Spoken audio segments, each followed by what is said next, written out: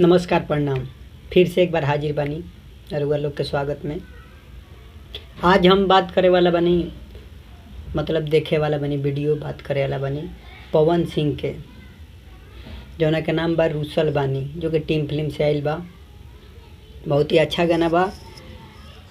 ए पर हम रिएक्शन देवल चाहत तनी। अगर जरूर ऐसा के रिएक्शन देखल चाहतनी तो इस चैनल के सब्सक्राइब करी, बेल आइकन दबाई। और अगर जो और कोनो सॉन्ग पर वह रिएक्शन चाहते नहीं, सॉन्ग टेलर कोई भी वीडियो पे, तो आप कमेंट करके कमेंट में लिंक डाल सकता नहीं, हम रिएक्शन दे दें। ठीक बा, तो आई देखल जाओ, वीडियो स्टार्ट कर जाओ। 1 2 3।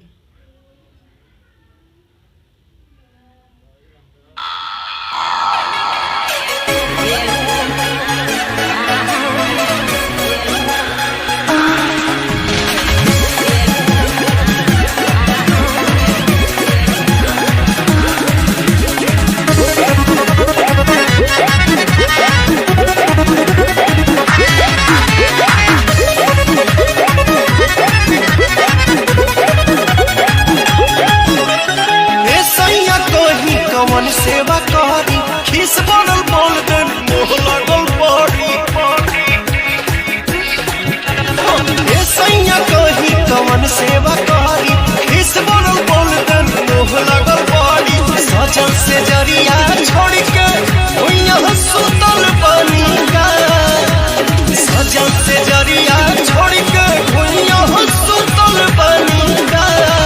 अपना धनिया से राजा जी रूसल बनी का, अपना धनिया से सैया जी रूसल बनी का।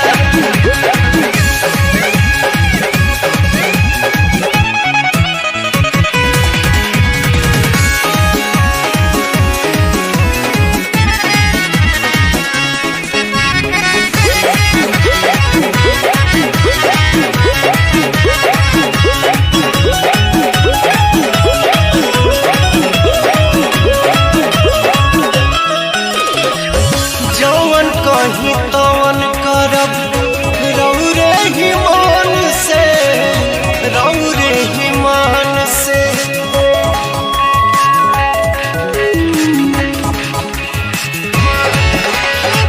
चली खाना खाली मुँह फेरी जानियान से, फेरी जानियान से। ओनी सब लला घाती रौआ की हुकल बनी का। अपना रानिया से राजा जी रूसल बनी का, अपना धनिया से सैया जी रूसल बनी का।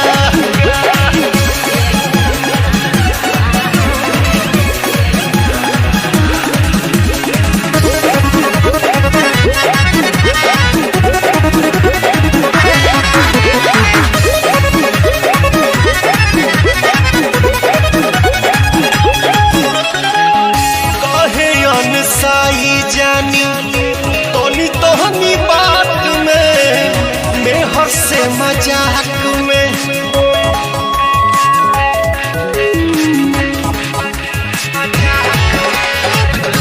का सोची न बतिया जानी है जे रात में, मने मन मजाक में।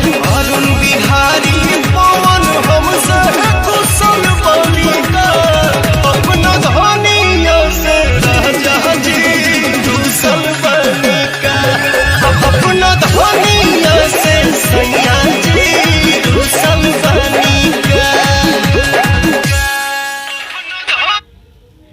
गाना पवन सिंह के लिए बने, अरुण बिहारी लिखल में। इन पवन सिंह के तो जोड़े नहीं खे, आवाज़ इतना सरस्वती के देन बा। झकास गर्दा फरले रहो, एकदम सुपर हिट। और एक और बात, हमारे मित्र बाने जो कि भोजपुरी गाना गावे ले, मुकेश प्रिय यादव ऑफिशियल, उनकर आज काल में गाना रिलीज होके अलावा हम नीचे वीडियो के डिस्क्रिप्शन में लिंक दे दें, वो जैसे जाकर वो लोग सुन सकतनी, देख सकतनी। और भाई के सपोर्ट करो लोग, और गाना उनकर सुनो लोग, देखो लोग, शेयर करो लोग। आई वीडियो के भी लाइक करो, शेयर करो, कमेंट करो, जैसन भी तारा रिएक्शन चाहिए बस इस चैनल पर मिली। कैसे कि नाम है बा DSD डिजिटल मीडिया। यहाँ कोई ना, बस रिएक्शन और सिर्फ रिएक्शन। और हाँ, ई गाना के लिखले बने अरुण बिहारी, गईले बने पवन सिंह, म्यूजिक बा छोटे बाबा के, रिलीज भइल बा टीम फिल्म से। और ई गाना के ओरिजिनल लिंक मिल जाई डिस्क्रिप्शन में, लिखल हुई ओरिजिनल सॉन्ग, वहाँ से जाकर चेकआउट करके गाना सुनो लोग, शेयर करो लोग दबा के। एक दिन में 4 मिलियन होके के चाहिए। धन्यवाद।